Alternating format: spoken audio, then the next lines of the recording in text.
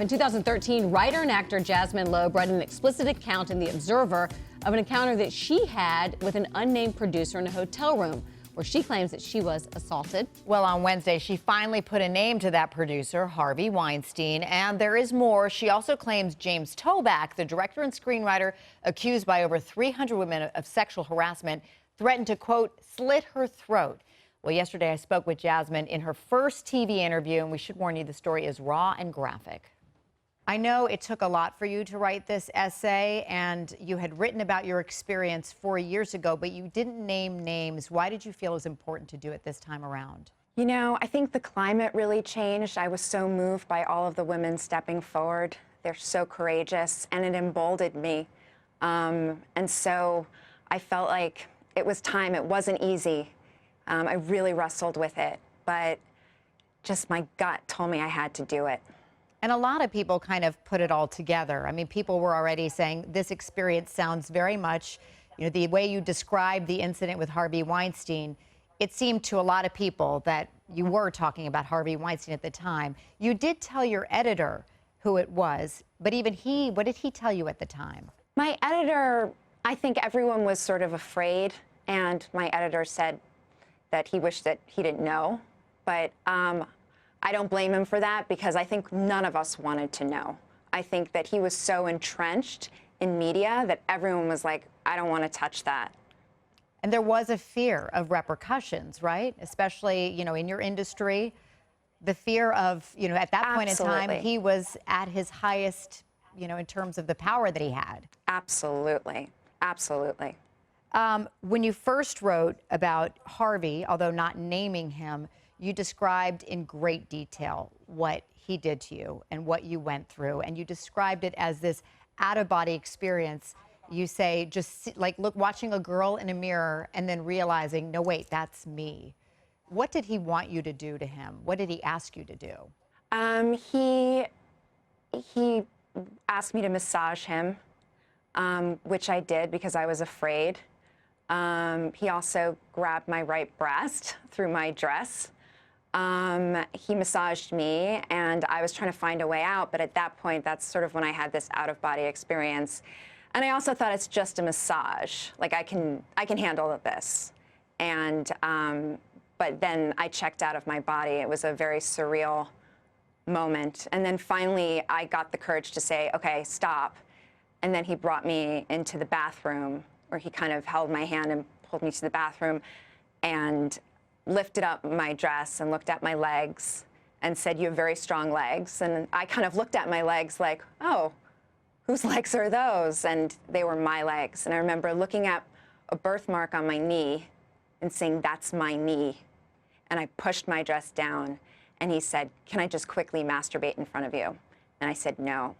And then we went to the elevator, and he said, you're lucky I behaved. So I thought, you know, I wonder what misbehaving would have entailed. And did he threaten you about not writing about that experience? He told me to promise him I'd never write about him, and I promised him.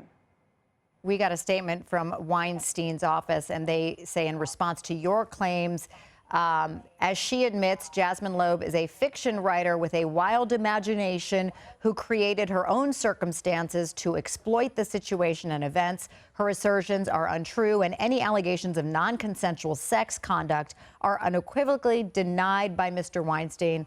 And it continues on in the statement that it says that you tracked him down at Cannes, as you were talking about, that you demanded to meet with him, even though you were told repeatedly not to come. So what is your reaction to this statement?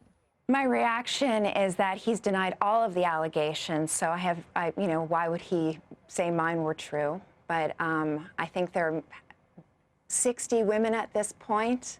So, you know, I don't buy that.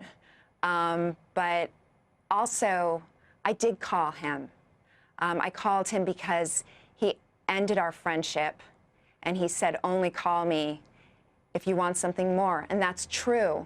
And I was confused, and that's what manipulators and people who abuse their power do. And he took away my power, and I went back to get my power back with 2 girlfriends accompanying me, and to make sure that he didn't tarnish my career, which he did to Ashley Judd and also to Mira Sorvino. And so I was trying to make things okay. And that was naive of me, but that was no reason to sexually assault me or any other woman. And then your experience with James Toback, and that was where he actually threatened your life. Describe for me what happened with James Toback. I met him through New York friends who were in film, and he wanted to create a character around my column at The Observer, and I'd be like I'd be a sex columnist. And I met with him for lunch, and then he asked me to meet him at the Crosby Hotel where he was shooting a special with Brett Ratner. The room was full of people, and I felt safe. And then everyone left, and he said, "Do you mind if we stay here?" And he's overweight and has really bad knees, so I wasn't so afraid that he was going to hurt me. And that's when he said, "Let's discuss this character." And he said, "The character's very sexual. Will you masturbate in front of me in character?"